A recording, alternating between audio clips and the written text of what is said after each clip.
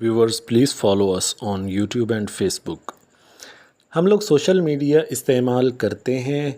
Android mobile کے صارفین اس کو استعمال کرتے ہیں. فیس بک، یوٹیوب، ٹویٹر، ٹک ٹاک، ان سبھی پلیٹ فارمز کا استعمال پاکستان کے اندر بہت زیادہ ہے.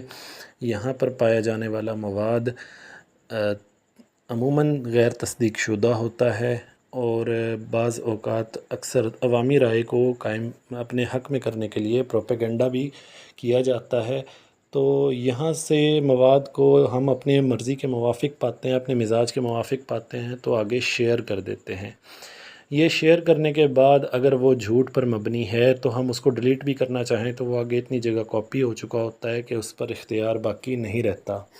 نبی کریم صلی اللہ علیہ وسلم نے فرمایا، جس کا مفہوم ہے کہ کسی انسان کے جھوٹا ہونے کے لیے یہ کافی ہے کہ کسی بات کو بنا تصدیق کے آگے شیئر